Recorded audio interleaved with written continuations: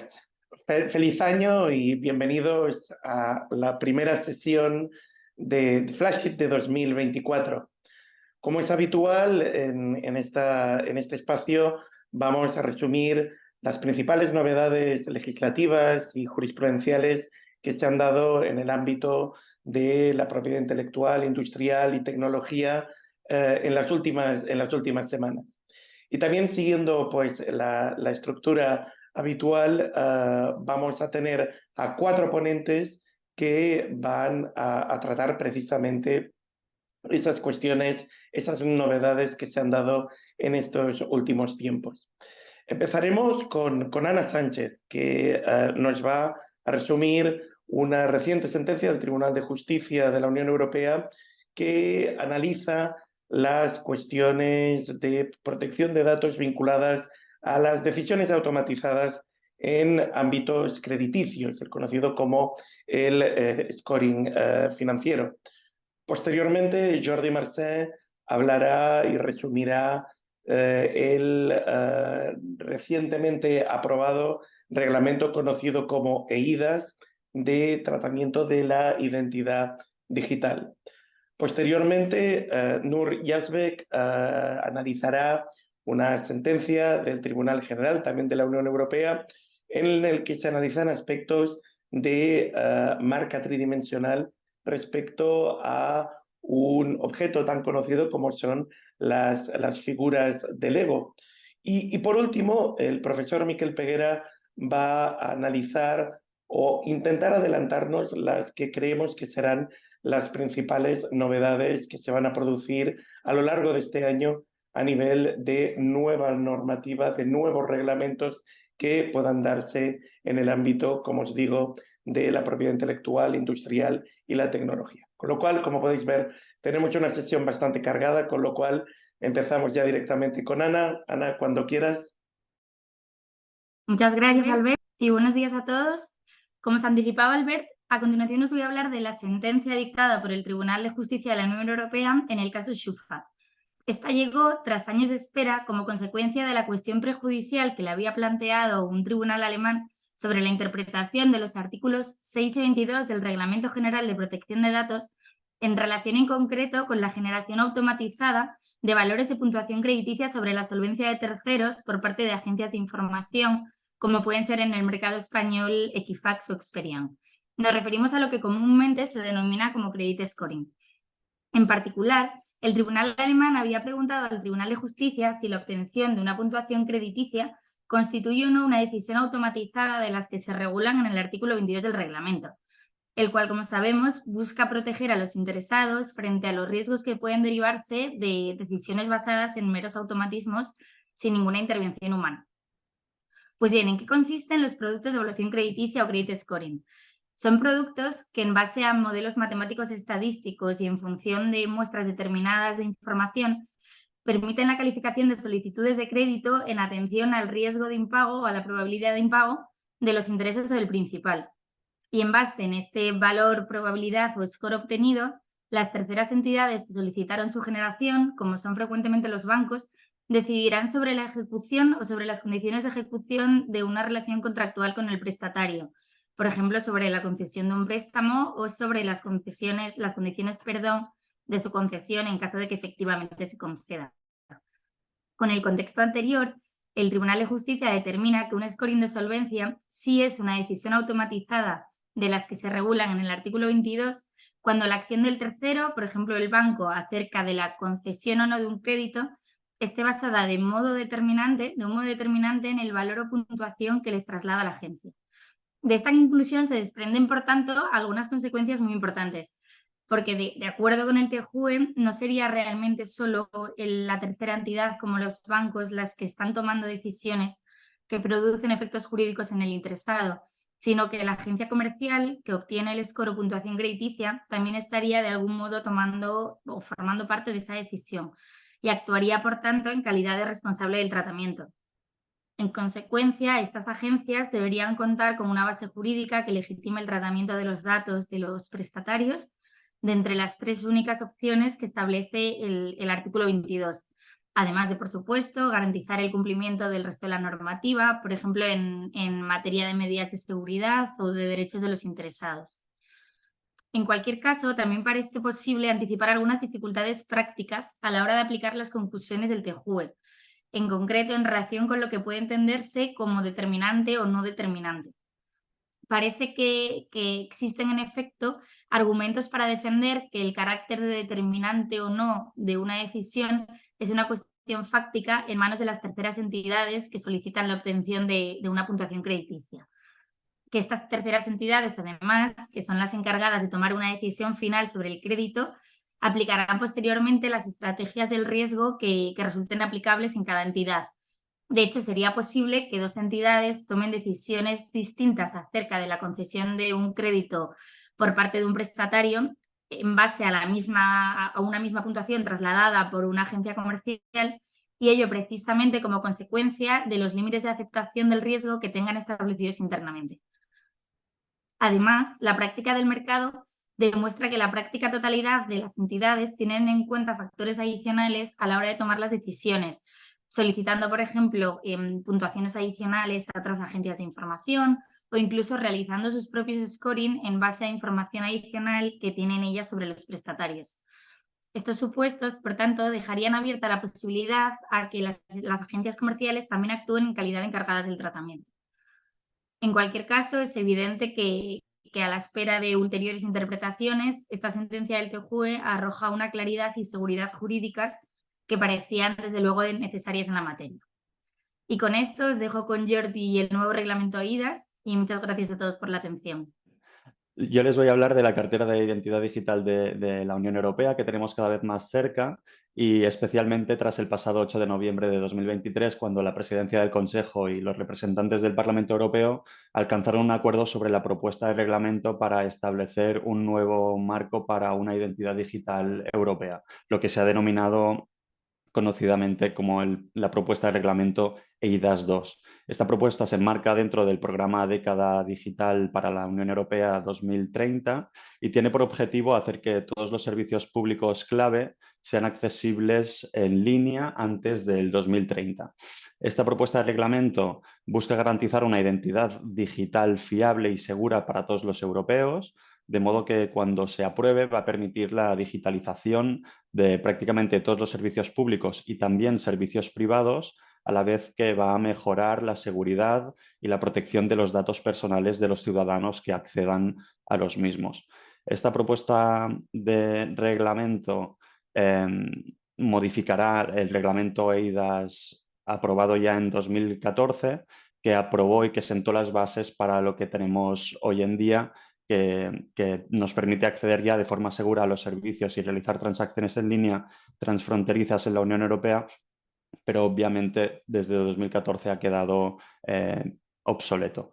Dentro de las novedades que va a incorporar la propuesta de reglamento EIDAS 2, queríamos destacar una que es la principal, que va a ser la incorporación de la cartera de identidad digital. Esta va a ser una alternativa de fácil uso a la identificación electrónica, va a ser de incorporación voluntaria por parte de los ciudadanos y consistirá en un monedero digital personal en forma de aplicación, tanto móvil como en ordenador, que va a permitir a los ciudadanos identificarse digitalmente para almacenar y gestionar de forma digital sus datos de identidad, sus credenciales o almacenar, por ejemplo, pues sus carnets de conducir, billetes de viaje, de transporte o títulos académicos, entre muchos otros. La principal diferencia de estas carteras de identidad digital con la diferencia con las carteras que ya existen va a ser precisamente que va a evitar el uso de sistemas de identificación privados y de este modo va a evitar que los ciudadanos compartan datos personales de forma innecesaria. También va a tener afectación en el sector privado porque se prevé que la aceptación de esta cartera de identidad digital sea obligatoria para ciertos operadores privados, como puede ser para la apertura de cuentas bancarias, determinados usos en el sector del transporte, etcétera. Y para finalizar, apuntar que esta propuesta de reglamento ha generado ciertas reticencias entre expertos, por ejemplo, un grupo de 309 expertos nada más, expertos en ciberseguridad, de más de 31 países expresaron mediante una carta abierta su preocupación por la configuración técnica de esta cartera digital, porque al parecer esa configuración técnica podría permitir a los gobiernos de los Estados miembros que vayan a incorporarla acceder a los datos personales de los ciudadanos de forma más fácil. Sin duda es una propuesta muy interesante a la que vamos a dar seguimiento y vamos a ver cómo evoluciona en su trámite parlamentario. Y sin más, le doy paso a mi compañera Núria Alves. Muchas gracias. Muchas gracias, Jordi. Yo os hablaré sobre una reciente sentencia del Tribunal General de la Unión Europea en materia de marcas, en la que el Tribunal General se pronuncia sobre la validez de la marca tridimensional que protege a las muy conocidas figuras con forma humana de Lego. Nos encontramos ante un recurso interpuesto por Vivid Services que solicita la nulidad de la marca tridimensional con base en los siguientes dos motivos. El primero es que la marca está constituida por una forma impuesta por la propia naturaleza del producto. Y el segundo es que dicha forma es necesaria para obtener un resultado técnico.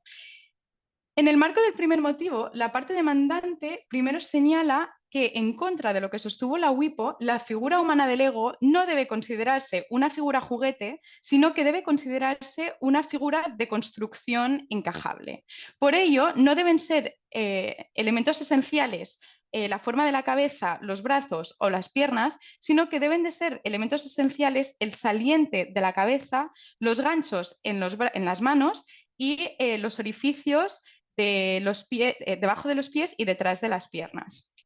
Así, argumentó la parte demandante que tanto la marca controvertida en su conjunto como sus elementos individuales sirven exclusivamente para garantizar la función genérica inherente a la propia naturaleza del producto, es decir, que la figura sea desmontable o apilable dentro del sistema constructivo de Lego. El Tribunal General acepta parcialmente dichos argumentos, pero concluye que dicha figura goza de una doble naturaleza, es decir, que es tanto una figura de construcción encajable como una figura juguete. Y por tanto, los elementos esenciales son tanto el saliente de la cabeza, los ganchos de las manos y los orificios de los pies, como la forma de la cabeza, la forma de los brazos y la forma de las piernas.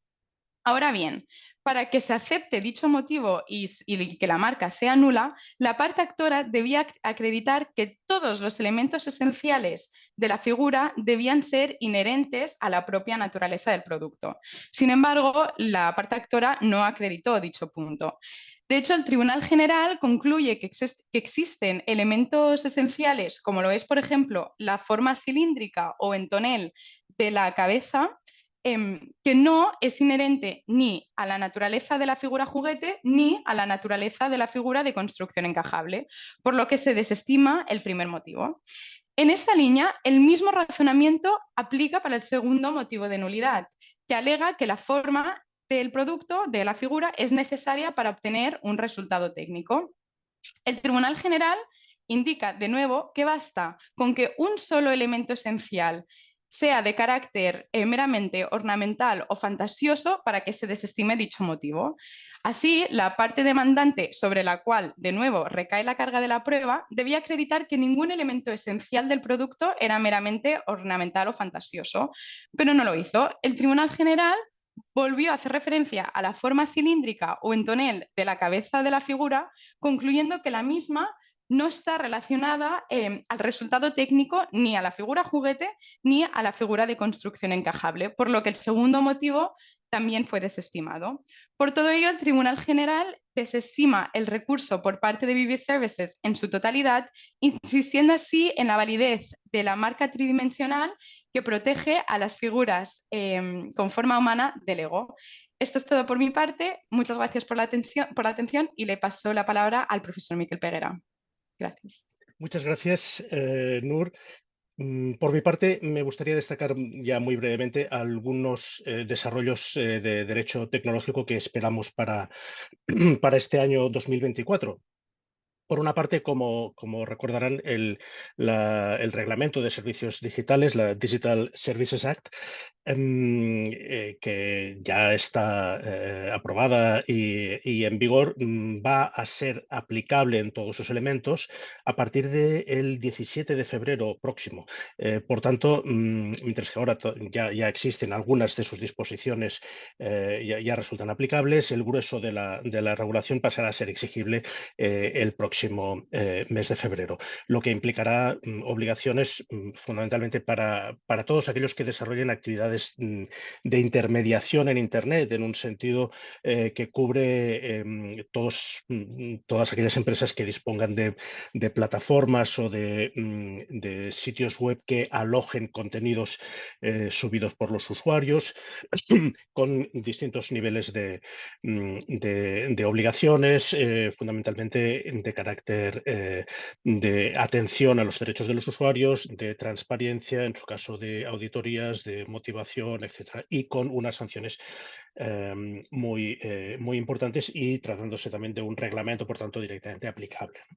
Simplemente este recordatorio. Por otra parte, la regulación de la inteligencia artificial. El reglamento está a punto de ser aprobado. El pasado 8 de diciembre se alcanzó un acuerdo provisional, un consenso político entre el Parlamento y el Consejo. El texto derivado de ese acuerdo todavía no es público, de hecho todavía no los equipos técnicos están trabajando en el mismo para pulir aspectos lingüísticos, aspectos técnicos, se está trabajando ahora particularmente en los considerandos, pero en breves fechas vamos a disponer ya de ese texto que deberá pasar por la aprobación primero en los comités del Parlamento y luego la aprobación formal en el Parlamento y en el Consejo. No existe oposición en algunos países,